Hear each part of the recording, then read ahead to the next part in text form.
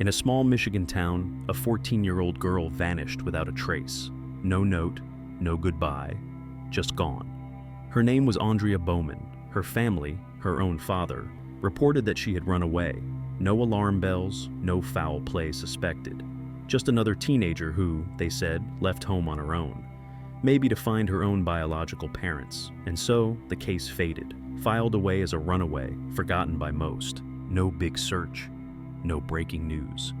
Just a missing girl, a few vague sightings, and silence. But there was more to the story. Something darker. Something hidden. And it stayed that way for over 3 decades, until one day, a long-lost secret finally came to the surface. And when it did, it shook everyone to the core. What happened to her wasn't an accident. It wasn't what the family claimed. The truth was kept hidden for years, buried where no one thought to look. Until one day, someone did. It took a mother who never gave up, and a complete twist of fate, to finally uncover what really happened. When the truth came out, it didn't just reopen a cold case, it exposed something far more disturbing. This is the story of what was buried, and the people who refused to let it stay that way. So, here's what happened next. It was a Saturday, March 11th, 1989. Cold but sunny in the small town of Hamilton, Michigan. That morning started out like any other for most families. But inside one house at the corner of Lincoln Road, everything changed. That was the day Aundria Bowman vanished. She was just 14, a quiet girl, a bit shy. She loved music, cared deeply for her baby sister, and held onto school photos like they were treasures. But life at home wasn't easy, and it hadn't been for a while. Only days before she went missing, something serious happened. At school, she told someone something no kid should ever have to say. She said she wasn't safe at home. She said her adoptive father had been hurting her in ways no one talks about. Teachers and staff didn't brush it off. They reported it. The police were called. A social worker showed up. But instead of keeping her safe, they sent her right back. The official story later was that she had acted out because she had just learned she was adopted. That was the excuse. But people around her started to notice signs. Some of her friends said she seemed scared to go home. She was nervous. On edge. Something wasn't right. And then, she was gone. Her adoptive father told the police she had taken some cash from his dresser and ran away. He said she must have been planning it. There were even claims that she'd taken money from her baby sister's piggy bank. That was the story that got passed around. But the timing didn't sit right. Not with everything that happened just before. She had spoken up. She told the truth. And then, just days later, she disappeared, and no one heard from her again. So, once the report was filed, the case didn't take the turn you'd expect. Police didn't see it as anything too serious. They said Aundria had run away. That's what went on paper. No signs of a struggle. No real reason, they said, to believe anything worse had happened. From that point on, everything quieted down. Now and then, someone claimed they spotted her. A grocery store clerk thought she saw her at the checkout line. Someone else mentioned a girl at the skating rink who looked just like her. There were even whispers that she might have dyed her hair and was pregnant. But none of it ever led anywhere. No photos, no real proof, just stories. Time passed. The tips stopped coming. People stopped asking. Her classmates moved on. They finished high school, went to college, got jobs, started families. Aundria stayed right where she was, in that same missing poster, the one with her school photo. That faded picture became the only thing people had to remember her by. Just a girl with big green eyes and a shy smile, sitting still, staring just past the camera. Frozen at 14. The world kept turning. But Aundria, she stayed stuck in the same place, lost in files, stuck in a label she never chose. For years, she was just another name on a list. She was still missing, but the world had stopped looking. So more than 20 years had gone by. No answers, no new clues. Aundria was still missing. Then, in 2010, a letter showed up at the home of a woman named Kathy Turkanian. She had spent most of her life wondering what happened to the baby girl she gave up for adoption when she was just a teen. And now, here it was. A letter from social services. For a second, it felt like maybe the wait was over. Like maybe she'd finally get to see her daughter again. But that's not what the letter said. Instead, it told her that the girl she once called Alexis, now known as Aundria, had vanished years earlier. No one had heard from her since 1989. There was no reunion, just silence. And a request for a DNA sample.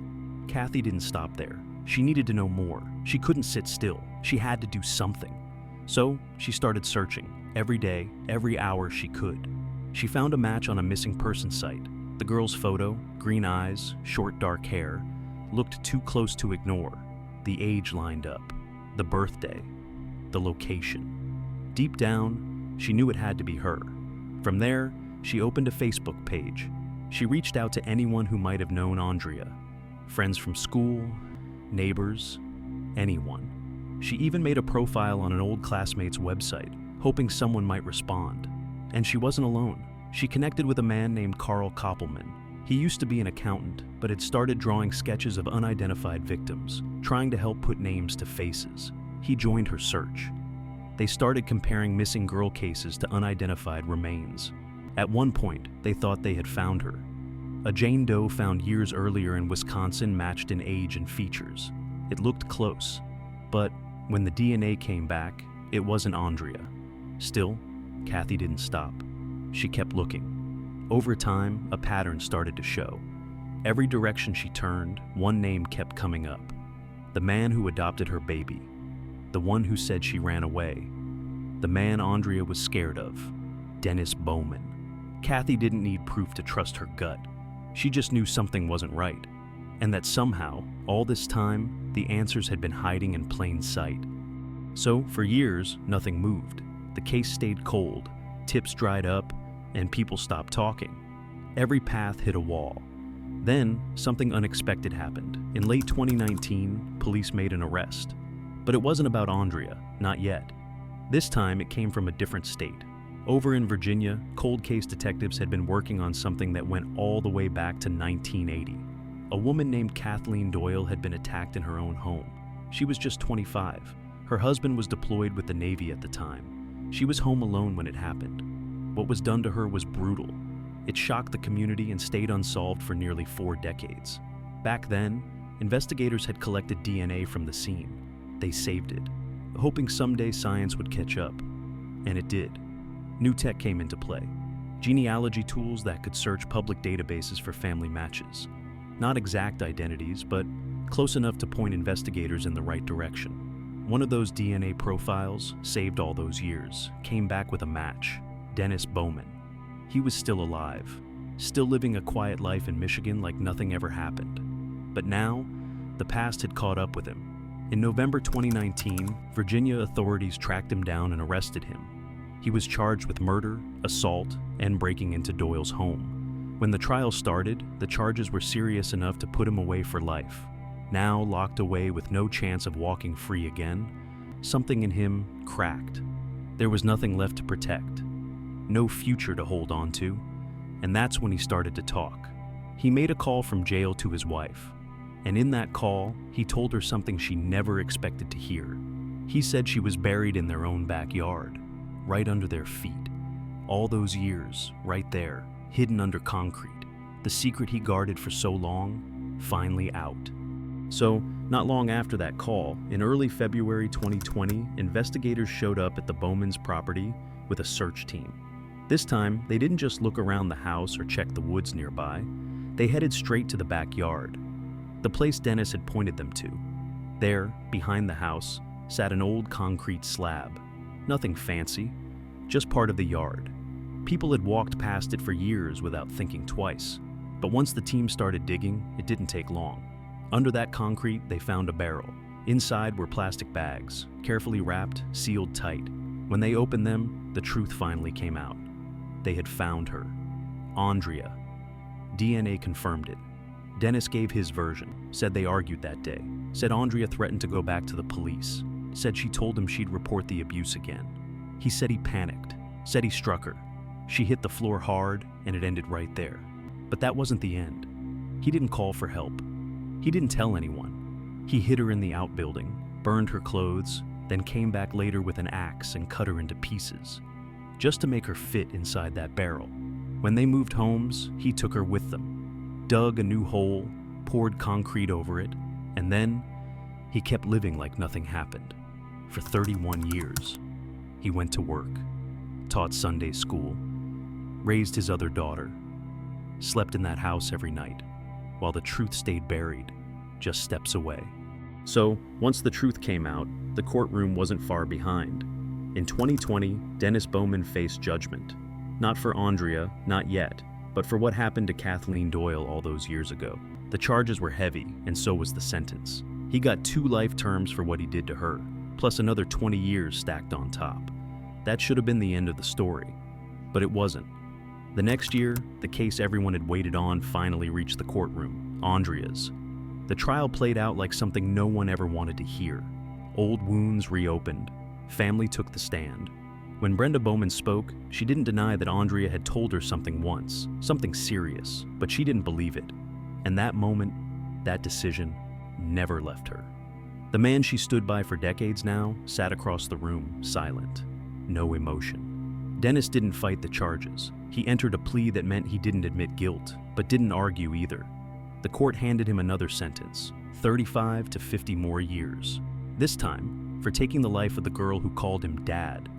It took over 3 decades. But the case finally had a name, a voice, and justice that should have come much sooner.